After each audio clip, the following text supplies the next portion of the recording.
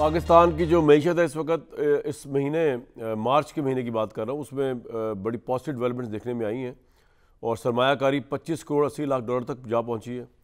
और पिछले 9 वर्ष के दौरान पाकिस्तान में एक महीने में होने वाली सबसे ज़्यादा ये गैर मुल्की सरमायाकारी, इसको फॉरेन डायरेक्ट इन्वेस्टमेंट कहते हैं। मार्च के महीने पाकिस्तान की IT बरामदात 30 करोड़ 60 लाख डॉलर रहीं, जो पिछले 20 माह में सबसे ज़्यादा है। और current account 619 million dollar surplus रहा, जो गुज़श्ता साल मार्च में current account 537 million dollar surplus से तजावुज़ कर गया। और स्टेट बैंक के मुताबिक गुज़श्ता साल के मुकाबले में माली खसारे में 4 अरब डॉलर की कमी भी हुई। लेकिन साथ ही IMF ने जो है प्राइम मिनिस्टर ऑफिस में अफसरों को 4 इजाफी तनख्वाहों और 24 अरब रुपए की ज़िमनी ग्रांट पर एतराज़ भी किया है। अतर साहब, ये मामला चल रहा है, हुकूमत चल रही है, इकॉनमी बेहतर होगी तो आपको लगता है कि लोग भूल जाएंगे क्या तहरीक इंसाफ कब बयानियाँ चल रहा है, क्या इमरान खान चाह रहे हैं? और आप एग्री करेंगे आप अली साहब से कि इमरान खान की VIP जेल थी, इनके लीडरान की जो थी वो जेल ऐसी थी कि इंसान पागल हो जाए उसके अंदर अगर जाए तो 2 दिनों में।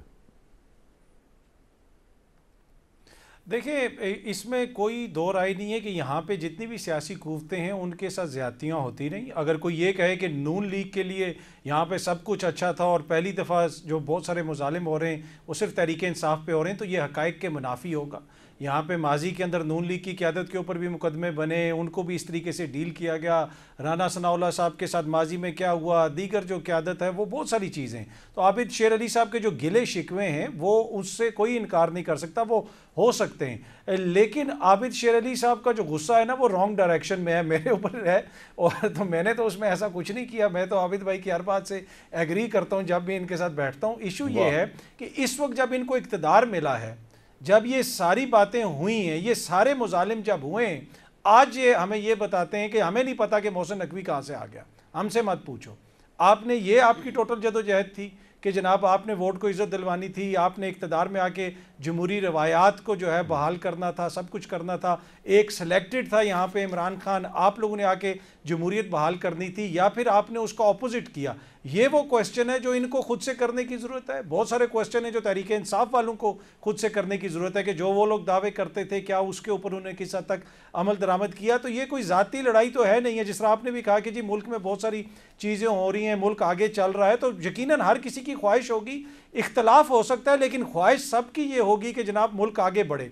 लेकिन इशू ये है कामरान शाहिद साहब कि इस मुल्क में जमहूर भी है, और जमहूर के नाम पे अगर आप सियासत करते हैं और जमहूर के नाम के ऊपर आपने निज़ाम को चलाना है, तो फिर उनकी से आपको लेनी पड़ेगी। ये नहीं हो सकता कि आप उनको बिल्कुल सिस्टम से बाहर कर दें। आप ज़िमनी इंतखाबात में जो हुआ कि PP 32 में आम इंतखाबात में 41% वोट पड़े थे, इस दफ़ा 44% वोट पड़ गए हैं। मूसा अलाई साहब को 70,000 वोट पड़ गए। तो बहुत सारे मामलात हैं जिनको देख के आवाम को ये लगता है कि हमारी से कहीं भी नहीं है।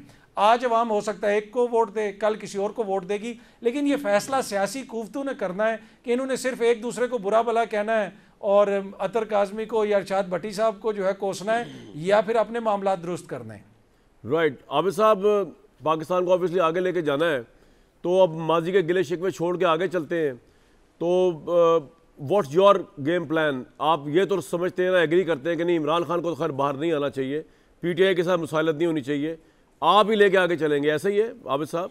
तो फिर वो दराने जो आपकी पार्टी में जिनकी निशानदेही भट्टी साहब कर रहे हैं, उनको किस तरह रिस्पॉन्ड करेंगे? हमें जो पार्लियामेंट के अंदर पार्टियां बैठी हैं, एक चार्टर ऑफ इकॉनमी बनाना चाहिए, मुल्क को आगे लेकर जाना चाहिए।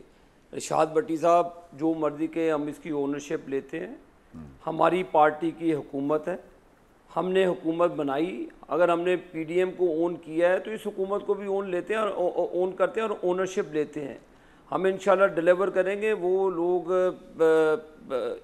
क्या कहते हैं, शिकस्त खुर्दा लोग होते हैं जो डिफीट को लेकर। लेकिन आबिद साहब, आप एग्री करते हैं अतर साहब से कि आप हुकूमत, आप जो पावर में आए हैं, ये वोट को इज्जत दो को ठोकर पे रख के आप आए, तो उसके बाद तो अगली हुकूमत तो इतनी भी सीटें आपकी नहीं आई। फिर हमने देखे वोट लेकर आए हैं, मुझे कुछ तहफ़्फ़ुज़ात है, मैं ट्राइब्यूनल में गया हूँ, मैं जानूँ, मैं अदालती जंग लड़ूंगा, वहाँ पे मेरा काम है कि उन चीज़ों को कैसे साबित करूँ कि मेरे साथ क्या हुआ। तो वो मैं एक ट्राइब्यूनल में गया हूँ, लेकिन यहाँ पे एक नेशनल फोरम के ऊपर बैठा हूँ। तो मैं अभी मेरे भाई अतर काज़मी साहब ने की, मोहसिन नकवी साहब वोट के ज़रिए आए, पाकिस्तान मुस्लिम लीग नून के वोट के ज़रिए आए, वो पाकिस्तान मुस्लिम लीग नून की हुकूमत का हिस्सा है, हम उसकी ओनरशिप लेते हैं। तो इसके अलावा आप और मुस्लिम क्या भी कह साहब सकते हैं? पाकिस्तान के दुश्मन नहीं है, देखे वो पाकिस्तान के दुश्मन नहीं है, वो भी पाकिस्तानी है, पाकिस्तान के वो इस सूबे के चीफ मिनिस्टर के तौर पे भी काम किया, अच्छा काम किया। आगे आगे ये छोड़ दे कि कौन कैसे आया, वो हमारे वोट के जरिए आए हैं, हम उनकी रिस्पेक्ट करते हैं, उनके जो पार्टी ने जो उनको जिम्मेदारी की दी है हम उसकी भी रिस्पेक्ट करते हैं। लेकिन मेरी बात ये है कि हमने मुल्क को आगे लेकर जाना है, ये निटी ग्रिटी से निकलना होना चाहिए। हमें एक चार्टर ऑफ इकोनॉमी बनाना चाहिए, राइट, एक चार्टर ऑफ डेमोक्रेसी साफ तो नहीं आ सकती ना, और इस पर अमल करना चाहिए। मैं देखें मेरी बात सुने, अदालतों ये दोनों मेरे भाई हैं, फिर कहते हैं मैं गुस्सा कर दूं, ये अदालतों को माइनस कर देते हैं। इन्होंने अभी जितनी भी गुफ्तगू की है, इन्होंने कहा जी हुकूमत, अदालतें कहाँ पे खड़ी है भाई? अदालतें उनको रिलीफ दे रही है, हमने तो कोई हर्डल पेश नहीं की, ना कोई नया केस हमने दे दिया जी। जाके जो केसेस उनके ऊपर बने हुए हैं उन्हीं केसेस पे अदालतें उन्हें फैसला करना है। भट्टी साहब, मेरे भाई भट्टी साहब और अतर काजमी साहब, मैं आपको फिर कहता हूँ, हुकूमत ने कोई केस नहीं बनाया, हमारी हुकूमत इमरान खान के आड़े नहीं है। अदालतों में केस है, 9 मई के वाक़यों में क्लियर हो जाते हैं, हमें क्या जरूरत है? सर पॉइंट आ गया आपका भट्टी साहब, मामला में क्लियर होते हैं, मैशत अगर अपने आप को क्लियर उन्हें अदालतों के जरिए करना।